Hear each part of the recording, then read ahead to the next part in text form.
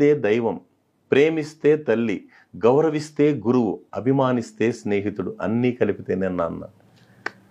ఆకాశం నీ హద్దురా, అవకాశం వదలద్దురా, నేల విడిచి సాములెన్నో చెయ్యరా, మబ్బుల్లో పరువంతా నీదిరా, నిలబడి తాగే నీళ్లు చేదురా, పరిగెత్తైన పాలు తాగరా, మనసు మైదానము లాంటిదిరా, నిరాశల ఇసుక చల్లితే ఎడారవుతుందిరా, చిరు ఆశల చినుకు కురిస్తే గెలుపు గులాబీ వికసిస్తుందిరా, బ్రతుకంటే బస్తీమే సవాలురా, ఈ ప్రపంచమే మాయాబజారురా, గురి చూసి కొట్టాలిరా, వల వేసి పట్టాలిరా, చుడిలోకి దూకాలిరా, ఎత్తుకు ఎదగాలంటే ఒడ్డుకు చేరాలంటే తడాక మజాక చూపాలిరా, సరే సై అంటూ బరిలోకి దూకాలిరా, నుదిటి రాత మార్చి రాయాలిరా, నూరేళ్ల అనుభవాలు నీవిరా, అనుకున్నది పొందడమే నీతిరా, నీకున్నది పెంచడమే ఖ్యాతిరా, మనిషి జన్మ మరువలేని ఛాన్స్ రా, ఈ ఛాన్స్ లో జాకుపాటు కొట్టాలిరా, కడలి నడుమ పడవ మునిగితే కడదాకా ఇదలిరా, నీరు లేని ఎడారిలో కన్నీరైనా తాగి బ్రతకాలిరా, అనుకున్న లక్ష్యాన్ని సాధించి అమ్మ నాన్నల్ని గుండెల్లో పెట్టి చూసుకునే బంగారు బిడ్డలు కావాలని మనస్ఫూర్తిగా భగవంతుణ్ణి, అల్లాని, జీసస్ని కోరుకుంటున్నాను. ఎందుకంటే ఇటువంటి అద్భుతమైన మాట ఒక్కటన్నా ఒక బిడ్డకి లేకపోయినా ఒక బిడ్డకి కనెక్ట్ అవుతుంది కదా సార్.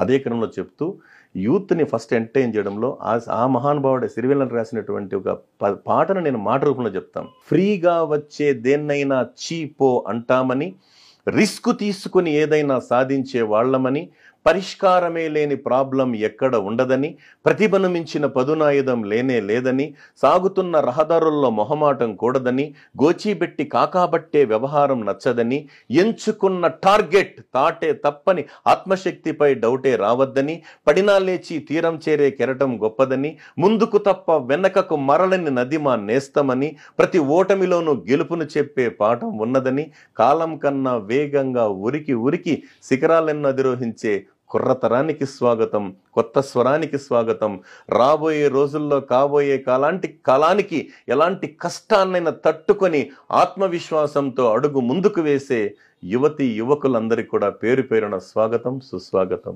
సార్ చివరిగా చెప్పండి సార్, మీరు అన్ని రాస్తుంటారు, ఇది ఒక హాబీగా పెట్టుకున్నారు సార్, ఇంకా మీకు మనసుకు హత్తుకమైన కవిత చెప్పండి. మనసుకు హత్తుకుపోయిన కవితలు అంటే సార్ ఒక రకంగా అంటే సార్ నేను చిన్నవే ఉన్నాయి సార్, హార్ట్ టచింగ్ అవన్నీ. ఎందుకంటే ఎక్కువ చెప్తే వినేంత ప్రపంచం కాదు.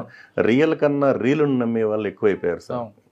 అందుకే రియల్ కన్నా రియలే ఎక్కువైంది. ఏం చేయలేము, ఎందుకంటే లైఫ్ రాను బిజీ బిజీ బిజీ జీవితం అంటారు కదా సార్. అదే క్రమంలో వాస్తవం చెప్తున్నాను సార్, మనం మెయిన్ గౌరవించాల్సింది సార్. దయచేసి నా రిక్వెస్ట్ ఏమంటే, కొన్ని తల్లిదండ్రులు హాస్టల్ తీసుకుపోయి బిడ్డలు హాస్టల్లో వేసినప్పుడు కొంతమంది అనవసరంగా అన్నం వేస్ట్ చేయడం, ఒక్క మెతుకు రావడానికి ఎన్ని రోజులు పడుతుంది సార్? 6 నెలల పైన